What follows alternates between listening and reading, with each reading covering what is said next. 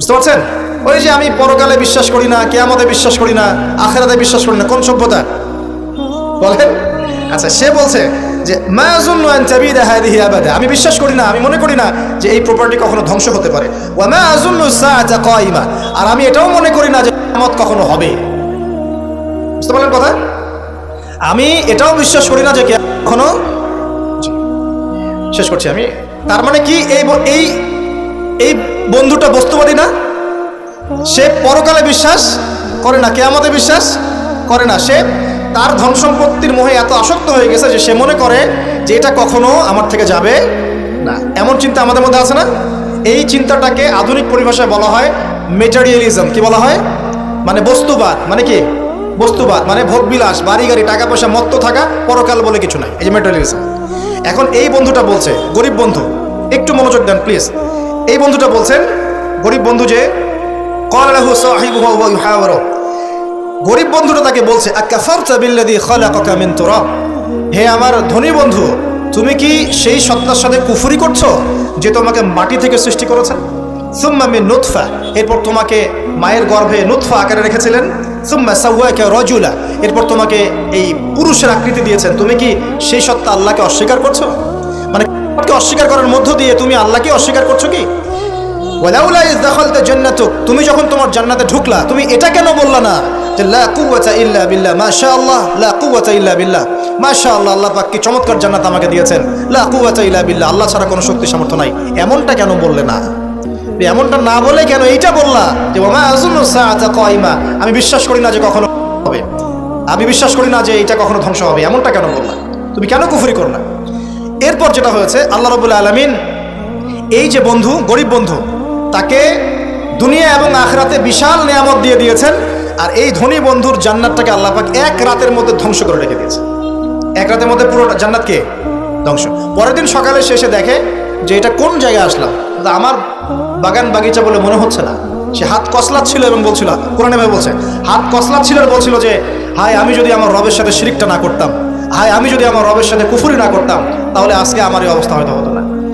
এই ঘটনাটা ঠিক পরে আল্লাহ পাক বলছেন ওয়াদরিব লাহুম মাসালুল হায়াতিদ দুনিয়া, হে নবী মুহাম্মদ সাল্লাল্লাহু আলাইহি ওয়াসাল্লাম, তুমি এবার তোমার উম্মতের কাছে দুনিয়ার দৃষ্টান্তটা পেশ করো। দুনিয়ার দৃষ্টান্তটাও ঠিক এরকমই, এই ফসলের ক্ষেতের মতোই। প্রথমে বৃষ্টিপাত হয়, ফসল সবুজ হয়, মানুষ খুব পুলকিত হয়ে যায়, কি চমৎকার ফসল ফলেছে। এরপর সেই গাছগুলো হলুদ হয়ে যায়, তারপর সেগুলো খড়কুটা হয়, চুলায় চলে যায়। এই হয় না? এই গল্পটার সাথে, ঘটনার সাথে দুনিয়ার জীবনে মিল আছে না? এটা কোন সূরায় আছে? কাহফে। আর এই সূরা আপনাকে থেকে বাঁচাবে না? এখানে আপনার হেদায়েত শোনেন। এবং তার অনুসারীরা এবং ওই সমসাময়িক ফিতনাময় যুগে বেশিরভাগ মানুষ বস্তুবাদী হয়ে যায় নাই? এবং বেশিরভাগ মানুষ এই দুনিয়ার ধন সম্পদ চাকচিক্যের মোহে পড়ে যাবে, পড়ে নাই? পড়েছে কি না? পড়েছে। এবং শুধু তাই নয়, তারা পরকালীন কনসেপ্টগুলোকে অস্বীকার করা শুরু করবে। ওই যে বললাম, আল্লাহ, ফেরেশতা, মালায়েকা, আখিরাত, এগুলো কিছু বিশ্বাস করবে না। মানুষকে ধর্মহীনতার দিকে নিয়ে যাবে। এটা নিয়ে যাচ্ছে না? এই তিনটা জিনিস খুব চলছে সমাজে এখন। একটা হচ্ছে এলিমিনেশন, মানে আল্লাহর কনসেপ্টটাকে বাদ দিয়ে দেওয়া।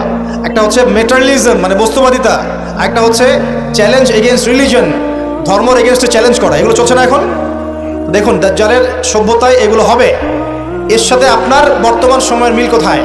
মিল হচ্ছে, দেখুন, এই বিউটি কন্টেস্ট বলেন, আপনার ওয়ার্ল্ড কাপ বলেন, আপনার এই ইভেন্টসগুলো বলেন, ফ্যাশন শোজগুলোর কথাই বলেন, অপসংস্কৃতির কথাই বলেন, পর্নোগ্রাফির কথাই বলেন, এই মাদকের ভয়াল খাবার কথা বলেন, যে কোনো দিকে তাকান, এগুলোর প্রত্যেকটার উদ্দেশ্য দুনিয়া নয় কি? শুধু দুনিয়া না, পরকালীন কোনো স্বার্থ আছে? এগুলো করে পরকালে একটা নেকি হবে, কেউ দলিল দিতে পারবে কোরআন শোনা থেকে? তার মানে এই সমাজটা, এই সভ্যতা কি করেছে? দলে পুরো সভ্যতাকে গড়েছে এবং বস্তুবাদিতার দিকে মানুষকে প্রবৃদ্ধ করেছে। শুধু তাই নয়, যেগুলোর পরকালীন কোনো স্বার্থ নাই, এই কাজগুলোকে প্রমোট করেছে এবং যুব সমাজ, মুসলিমদেরকে স্পেশালি এগুলোতে মত্ত করে রেখেছে, রাখে নাই? আল্লাহ পাক এখন বলছেন, জেনে রাখো, তোমরা জেনে রাখো, ইন্নামাল হায়াতুদ দুনিয়া লাইবুন ওয়া লাহুন, এই দুনিয়ার জীবনটাই খেলতামাশা, প্রতারণা। ওয়া যিনাতুন ওয়া তাফাখুরুন বাইনাকুম ওয়া তাকাসুর, একে অপরের প্রাচুর্য, ধন সম্পদের প্রতিযোগিতা ছাড়া কিচ্ছু না।